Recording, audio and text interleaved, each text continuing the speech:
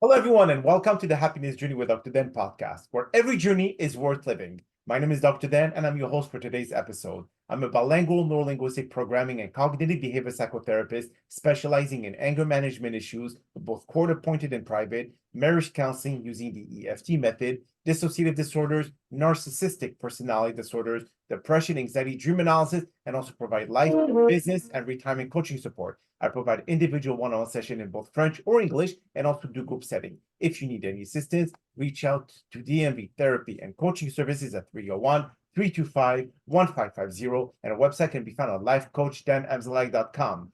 Today, I'm very excited to have for our fourth episode of season 22, a very special guest and author of Free and First, Unlocking Your Ultimate Life, Miss Elizabeth Jane. And just like every of my past episode, I will leave it up to the guests to properly introduce themselves, as no one can do a better job. Elizabeth, the floor is yours. Oh, thanks, Dan. I'm an author, a writer, a painter, and a mother of four, and living in Australia. So I just simply that. I've had many other roles in my life. In the early days I was a chartered accountant and a primary school teacher, but now I'm more in the role of motivational speaker as well, with regards to mental health issues. Mm-hmm. Thank you so much for being here with us, especially you being in our future. You're basically the Friday in Australia. We're still Thursday. Yes. So, Elizabeth, I know that basically what really prompted you to write the book that you wrote? Did you feel stuck in your career? Did you feel like you wanted to be able to come out of your shell and be able to be someone different than what you are? Yes. No. Well, the book organically came around, Dan, because I was going through a life crisis. So my background was I had after 25 years of marriage and 4 children, I had my husband unexpectedly suggested we get a divorce, and I was thrown into a spin. I was thrown that my relationship and my 4 children had been my life, and I all of a sudden was having to sort of cope with that, with the children being adults and the relationship gone. And I was I'd lost my reason for being for a while, Dan, because they were everything, and the children were doing their own thing, and my husband was gone.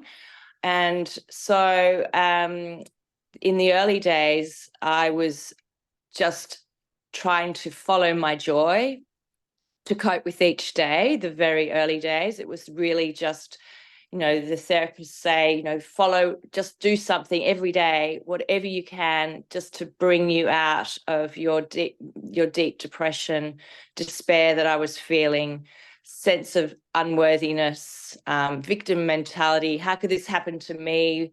What did I do wrong? The blame. And so, and then the writing and the painting organically grew from there and helped me, especially in the early days, to stay present and not to, as my therapist used to say, tune in and listen to Today FM. Don't go into the past FM. Don't go into the drama and the regret and the shame, which will just pull you down. And often going into the future, our thoughts, if we go into the future, we're often catastrophizing or have fears of the future. Where am I going to live? What do I do now? I'm going to be destitute. What's my purpose? It's all too frightening, but it's all in our mind until it comes into the present. So I really would pull myself back into the present with my writing and my painting. And so then, as I was working out what was working, and I was writing what was working and what was not. And as a children's book I came across in a children's shop, and it said, if things aren't going right, go left. Mhm. And so, Good one. which I thought was just perfect. It was just the perfect timing. The synchronicity of it was just perfect. And I really started to write down what was working and all the things in my book, the tools in my book, all about things that lift you up and the slippery snakes of life that you that pull you down. So it's just to keep it really simple, because when you're going through a challenge, a life challenge, whether it's a relationship conflict or health challenge, or even a financial challenge, it's the tools are the same, really, Dan, I find. And like I read somewhere, I think research says that we have 60,000 thoughts a day. And I thought, oh, don't be silly, 60,000. And then we make 30,000 choices. And I was going, well, if that's true, how come I don't know about those 60,000 thoughts? And it's because we're so busy. We're busy bees. We're busy on the life hamster wheel, as I say, and we're not aware of these thoughts and all the choices that we're unconsciously making. And so then I thought to myself, well, how do I become, more aware of the choices? So, and the decision and the thoughts, because the thoughts are pulling us down, because 80% of these thoughts are negative. And so they're draining us. They're putting us in the bad position, and they're not really even really true thoughts if they're about the future. Yes. And if they're about the spilt milk of the past, well, and so I thought to myself, okay, so I've got 60,000 thoughts and they're draining my energy. I'm not going to hang in the past. And I'm not going to, every time I go into the fearing the future, I'm just going to come back and power up and come into the present. And so that's one of my tools. And then in my book, I also talk about, I created a tool which is talked about in different ways, but I created a tool called the ABC of me. So in terms of, it's so important to follow our joy each day, as I said earlier, when we're really in the deep depths of despair, that's all you can do. And that's all you should do. Be kind to yourself and just do something that whether it is the chocolate ice cream, if that's needed, grabbing the tub of chocolate ice cream or putting your runners on and getting out of the house, whatever it is. But then the ABC of me, well, that's about getting out of the hamster wheel and slowing down to power up, because when we stop, slow down with our work or play or whatever we're doing with family, whatever is keeping us busy, well, then we can acknowledge how we feel, and then we can go, oh, I'm feeling angry. If I'm feeling angry, well, then what can I do with this? Yes, I can explode. Yeah, I can just, take it out on the person who's closest to me at the time that I'm feeling angry, or I can keep it within me.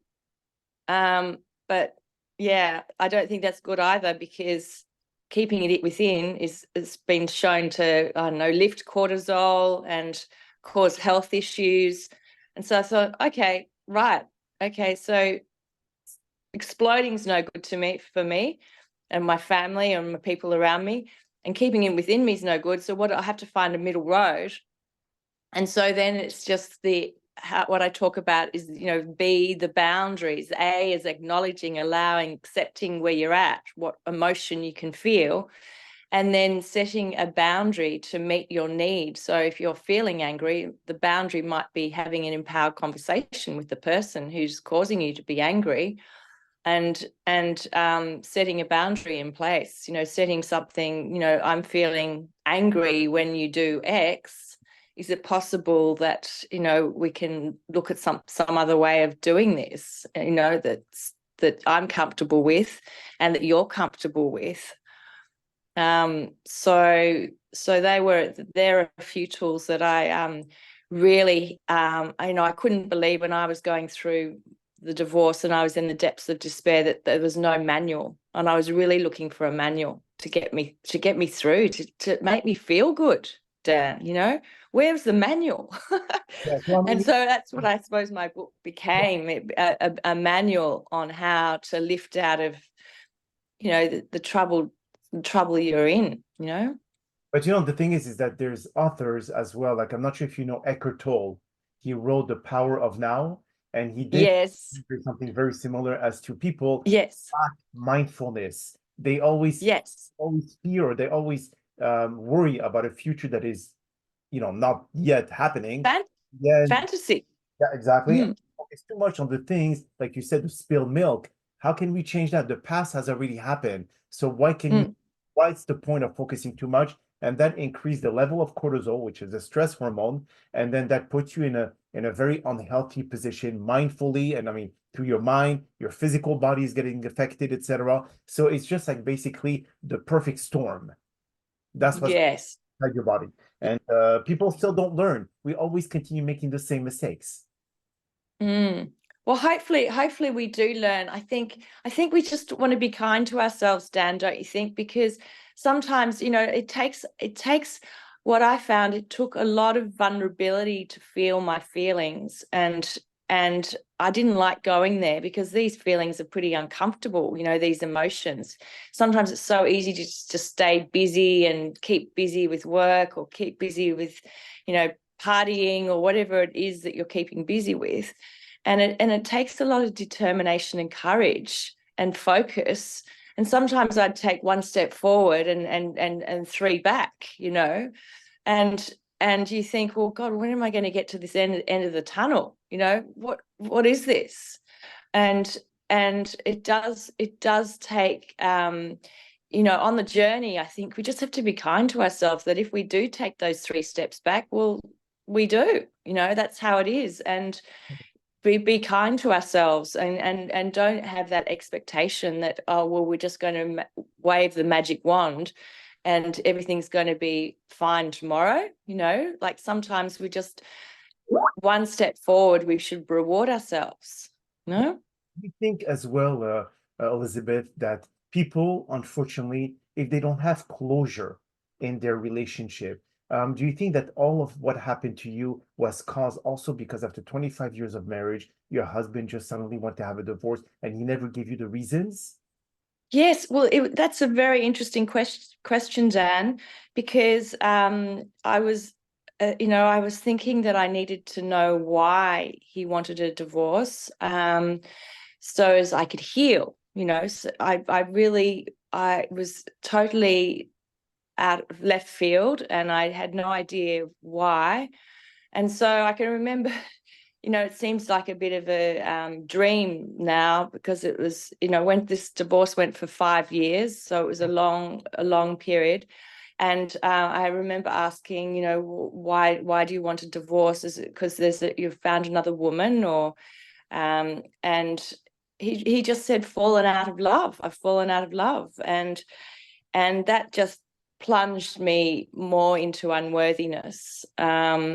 And so I really knew that I needed to build my self-esteem up, because you can't really, I find, unless we can follow our joy, be a child again, really go back into having fun, follow your fun. Let's say follow your fun. We can't build our self-worth and our confidence to set those boundaries, to have those uncomfortable conversations, to set those boundaries. Because I remember trying to set the boundaries and I go, really, I don't want to offend anyone. Mhm. And I don't think, look, I think it's being very selfish to put myself first and set these boundaries. I've got children, I've got this, I've got that. And all the excuses in the world were coming up, because I suppose I was more from a people pleaser, category, if peacemaker category. I didn't want to cause any ripples in, in the family, just a happy family. I was happy, but so I think we really have to build our confidence. And I found I had to, well, I'll speak from my perspective, I had to build my confidence and build my self-worth so that the following the joy was paramount in the early days. And then as I began to find a more of a sense of self, then I could work out what I needed and what behavior I wasn't happy with and stand up with that behavior. But the bigger things, when did I start to feel my feelings for my ex-husband were, of course, well, I shouldn't say of course, but they were I would not forgive him. It was non-forgiveness. And then again, I read, Dan, like non-forgiveness is the biggest self-abuse, is one of the biggest self-abuses. And I thought to myself, okay, well, I'm going to fake it until I make it. I forgive you. I forgive you. I forgive you. And because I didn't want to do, get myself in a worse situation, and my health potentially. And then, ironically, as the years went past, my non-forgiveness was just totally gone and was replaced with gratitude, because he had actually got the whip out and helped me to find my true self, not so lost in my roles as, well, daughter. It went way back, daughter, doing things for the love and approval of my daughter, my parents, and then my teachers, and then my husband and children. I'd always been, a perfectionist and trying to do the best by everyone. And so the storm of the divorce and that period really was the catapult, kick-started me on my journey to find me and to step into my true self, and that's our authenticity is our superpower. I really believe that as soon as we can actually have the confidence to actually stand up for things that matter to us and to follow through and to be really true to ourselves, will then the world, it just starts to open up. That's what I found with myself. As soon as I said, I started to feel what I needed and put boundaries in place, and I started, it was a process. I'll tell you, it was a process. I mean, I fell so many times with this tool, but I was determined. I had that determination in me to rise up because it wasn't very fun being down where I was. Absolutely not. And the thing is, a lot of people don't have any other tool to be able to manage those feelings. So at least you had the writing, you had the painting, but those who do not have that capability, what other tools can they use, Elizabeth? Yes. To cope. Yes. Emotional. Yes. Well, the funny thing, Dan, is the thing is just to throw yourself into a hobby, a new hobby, because guess what? In May 2019, in about midway through the divorce period, is when I plunged into painting. So painting was unknown to me because I was an academic at school and wasn't that's a soft subject. My parents said, you do your maths, you do your physics, you do your languages. And so I rocked up to a painting class as my painting teacher had bought my canvas and my paints. And I thought to myself, I'm going to have fun. I'm going to play. I'm going to play like a child. Yeah. And I looked around and everyone was painting what looked like Mona Lisas. And I thought, I nearly walked out of that class. I thought, oh gosh, I'm going to be like the circus clown, I don't know what I'm doing. I don't even know how to draw, let alone paint. But then when I got into the creativity is another thing that I think just if you give it a chance and you're just not listening to your mind saying, I can't, I shouldn't, it's a waste of time, it's a waste of money, I'm going to, all this spinning around in my head, I just said, no, I'm just going to put that aside and I'm going to go and I'm going to have a bit of fun. Yeah. And so I started, one of my paintings is literally done with my hands and a scalpel, which is on my website, Untamed, which was very untamed, Dan. And it's as big as me. It's as big as me, and it was basically picking up paints and a compound, a thickening compound. Don't even know the terminology of the material, the painting terms, materials, because I've intuitive painter. Oh wow, okay.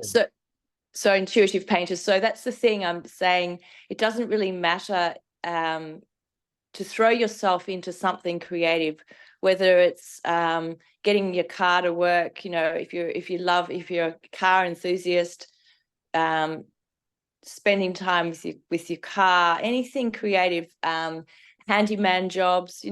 Or maybe it's it can be anything. Like. I think you have more male listeners, Dan, you said, but, could be crocheting. I think my sister, I thought, my God, what's she doing crocheting? She's crocheting this and crocheting that.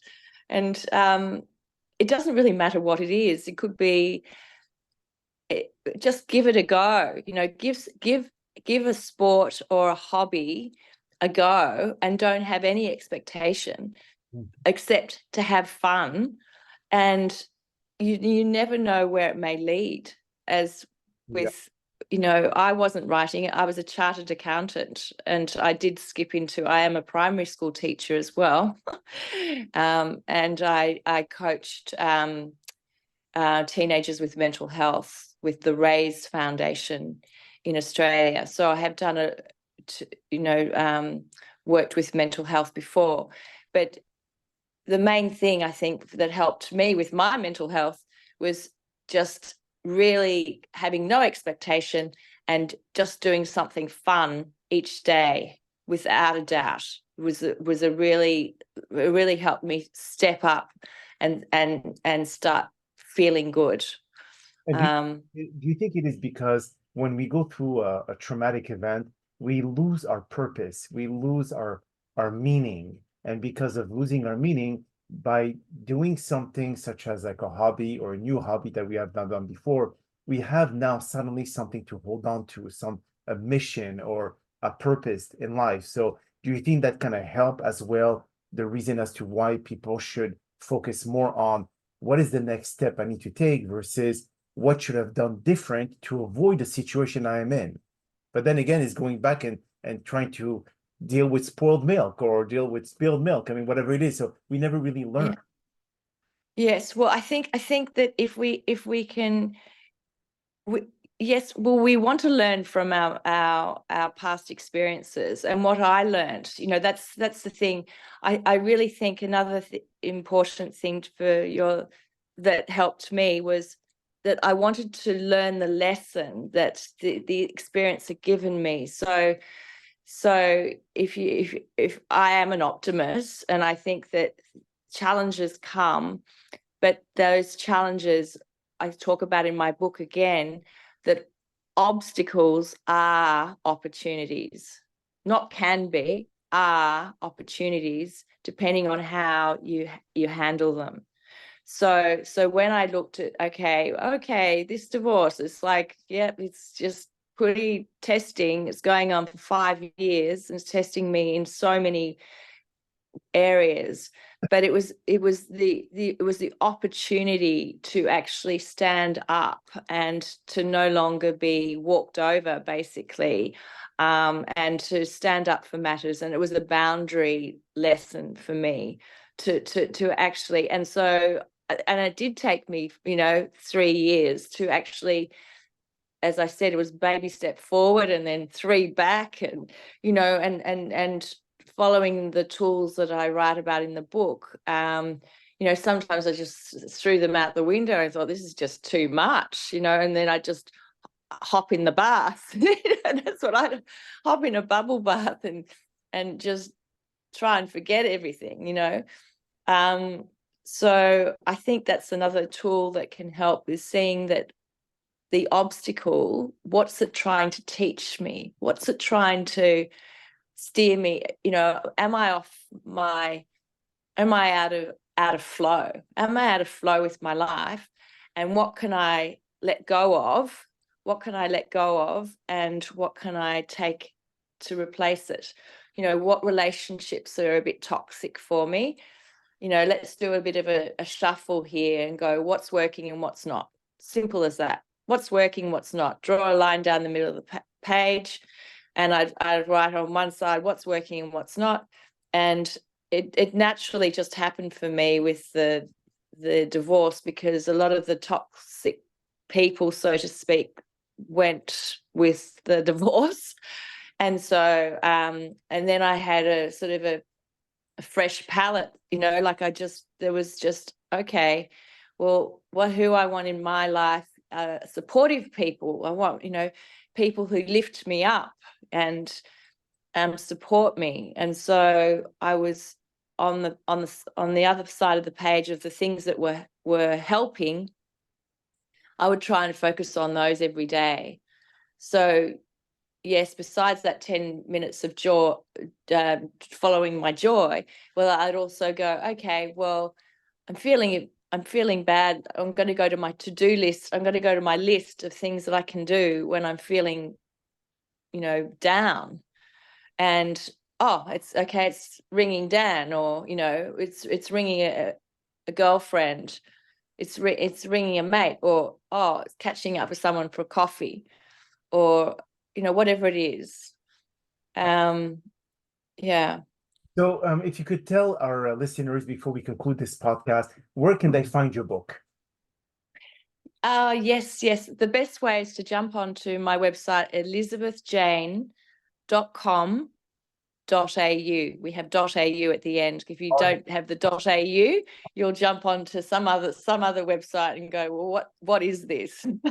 So it's elizabethjane.com.au, and the best way is just to push the buy now button on the book. But it's a fantastic book for anyone going through a life challenge, of whatever sort of life challenge.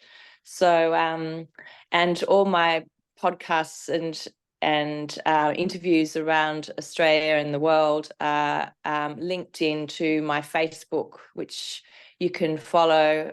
Facebook and Instagram through my website is the best way to follow on with that.